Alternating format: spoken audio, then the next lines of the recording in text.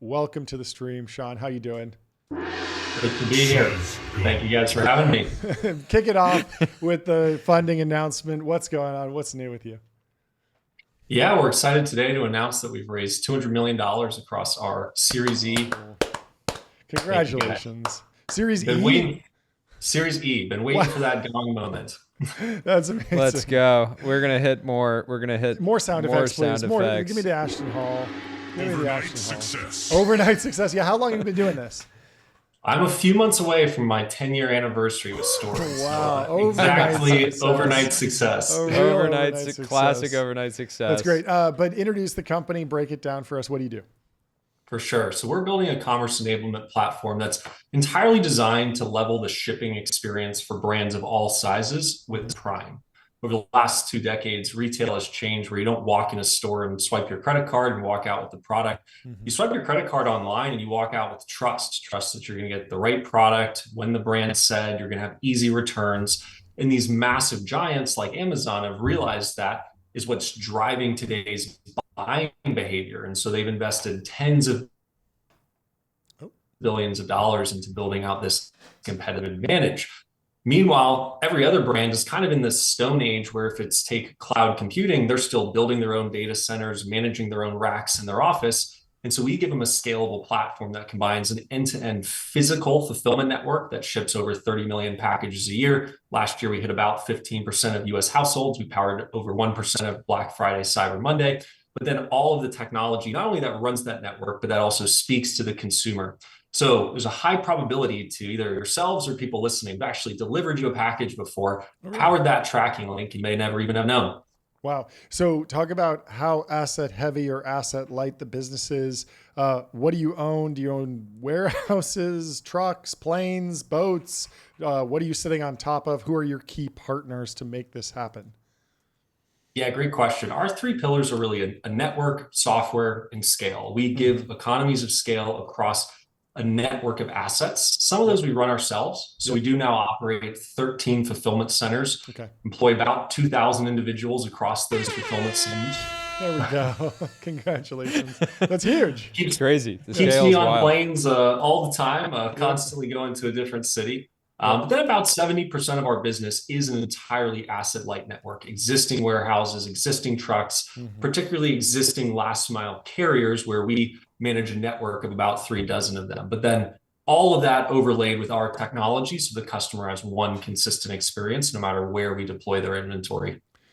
We talked to Harley at Shopify. How important are small businesses to your business versus going after the scaled e-commerce players? Obviously not Amazon, but maybe Walmart or Macy's and like the really big players.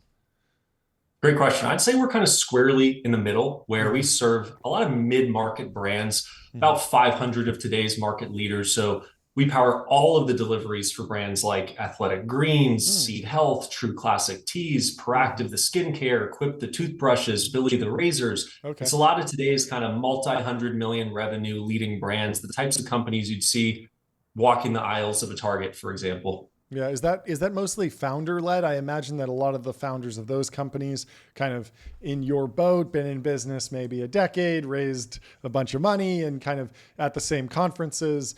Is that how you're doing biz dev? Do you have a massive sales force? Or are you doing outbound? What's working? What's not? Yeah, we are one of the flattest founder-led sales cultures you'll find. We actually sell. I mean, last year we were 9 figures of new sales. This year Mm-hmm. we multi 9 figures of new sales in terms of how we're growing.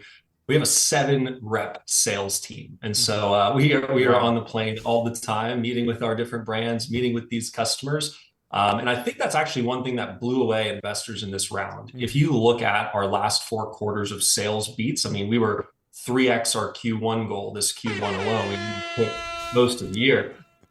We have a fraction of a kind of percent of revenue on sales and marketing and R&D to a lot of peer companies, yet a lot of ROI.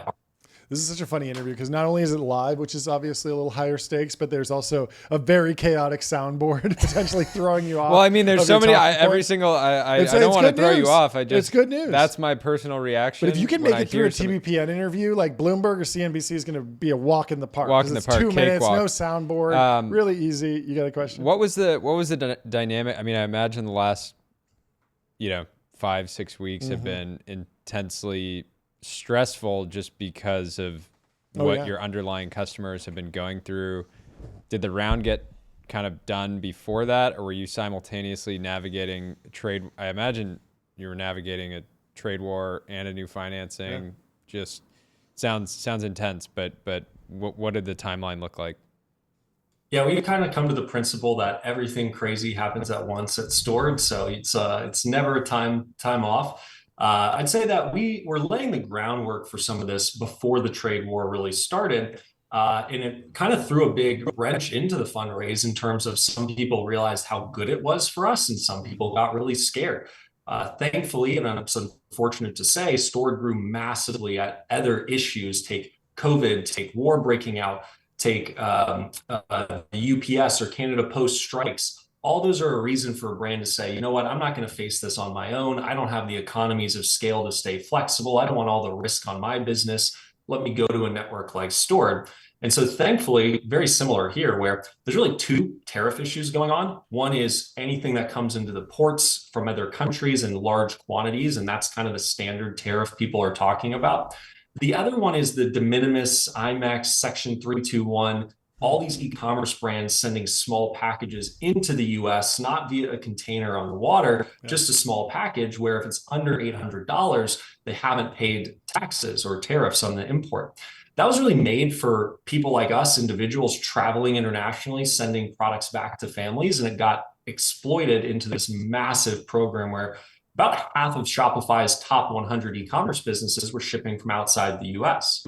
And so when that changed, all of a sudden, all these brands had to have this influx of volume into the US. And these traditional providers, again, back to kind of the data center analogy, are telling them, oh, we can get you live and set up a new fulfillment center for you in 6 to 8 months. We had a case study with that True Classic t-shirt brand, multi-100 million revenue retailer. Took them live from meeting us and signing to fully outbound shipping in 18 days. And that's only possible on a tech-driven network. How much of the business is international versus domestic? About 9% of our revenue would be either packages leaving the US or actually holding inventory internationally. Okay. I have another question. Go for it. I noticed that the raise was a mix of debt and equity. What are you using debt for? And how do you think about, is this the first time you've really included debt in a big fundraise? And then I have more questions that we can riff on after that. Yeah, I think for Stored, we're at a late stage where part of what we announced in this round is profitability, which I think is a lot rarer in a category like ours. We've spent multiple quarters in a row now consistently profitable. And that's compared to venture times when you're in a rapid delivery business and people are wondering, are we using venture dollars to subsidize fast deliveries? Well, I think the proof is in our unit economics and in that profit. But at the same time, we still had a strong balance sheet from the $300+ million we had raised prior. And so when we looked at this round, we kind of said, let's raise the right amount of equity, but let's also use the scale, the profitability to complement the balance sheet with the right cost of capital and the right flexibility. And part of it comes down to, we actually have been acquisitive in the past as well. We've acquired 3 businesses over the last few years, all existing fulfillment centers, because we've just seen if we onboard existing infrastructure to our technology, we can multiply the success of those customers, the profits of the acquired business, and more. And so plan to be on the lookout for more opportunities like that as we keep growing, which I think, funny enough, we started that, our first one in 2020, very not in vogue for venture-backed businesses to be making acquisitions. Now with this kind of AI wave and more, there's actually some specific funds that are just being built to roll up traditional businesses and apply technology to them. What are you seeing that's exciting around actual fulfillment, automation, and robotics? This has been obviously a tough challenge that, again, the major players have invested billions of dollars at this point into And yet oftentimes fulfillment is still a very manual sort of process. Yeah, it feels like if you're building a 3PL from the ground up, it's maybe easier to think robotics first, especially if you're a tech company, young, you're obviously aware of everything that's happening in AI, but at the same time, hard to replace a human. They're pretty versatile. Yeah, we're very excited about both AI and robotics because labor and humans are one of the biggest costs in a business like Store. Mm-hmm. And going all the way back to day one starting, even back then, we were seeing peer startups in different cohorts and accelerators and more that were building drones for inventory scanning and all this robotics. And it oftentimes shocks someone when you step back and you say, hey, you realize over 60% of US warehouses aren't even using a digital WMS. They're doing pen and paper-based picking. It sounds like it's made up. It doesn't sound possible, but it's true. Yeah. And so then you kind of look at this gap of where the industry is. And if they can't even get to that kind of threshold one, getting to humanoid robots or AI deployed on how to slot in a warehouse is essentially impossible. And so there's such a fundamental advantage when we've built an entirely vertically integrated tech stack of we're really the only ones like Amazon when we're making you that promise in the cart, hey, order now, you'll get it by 5 p.m. tomorrow or the next day. We're actually going through not only the front end consumer tech, the order management layer, the transportation management layer. We're looking at, we actually have this unit in Las Vegas right now. We can get it to California by tomorrow if we ship it right now. And so we're connecting that vertically integrated system, which just gives us so much more opportunity to deploy robotics, AI, and more. And so a lot of it's on the AI wave right now. How do we use it to optimize demand planning, inventory placement, parcel selection, promise to the consumer, and more? And the next phase is we've been using some robotics, particularly around the conveyance, slotting, and picking in the facilities. But when you can go from static with a moving arms to both moving arms and moving legs with a humanoid, it gets really interesting. On other big tech trends, what are you most optimistic about across kind of the eVTOL package delivery that we're seeing from Zipline to something like automated trucking, self-driving trucks to maybe even something just like really, really robust language model driven AI agents, just doing some of that paperwork, for example, but 100% reliably. Like, what technologies are you the most optimistic about? And if you have any timelines, I'd be interested to hear them. Ooh, timelines is always the question mark because even some of the ones you just mentioned, there's been heavily debated and now disproven timelines over the last decade already. So I struggle to make promises, but which one would have the biggest impact on the customer experience? Which one should we be really rooting for in terms of just speeding up the time to delivery and reducing the cost? I think any form of autonomous delivery, whether the amazing teams over at Zipline and that kind of localized rapid last mile, some things that failed even at Amazon, like the driverless kind of sidewalk robots, anything that helps connect that last mile autonomously bends the cost and speed curve so dramatically that that's probably where we remain the most hopeful and excited. But with a model like Store being the network, essentially what we're doing is aggregating the demand and putting it on one form of tech. But a lot of these businesses you're mentioning are actually key partners of ours, where somewhere in our network, we're able to kind of test this net new technology. So same thing with one of the major grocery and kind of food delivery platforms. We have a pilot in a few cities for same day delivery for some of our brands, 2 hour or less type delivery.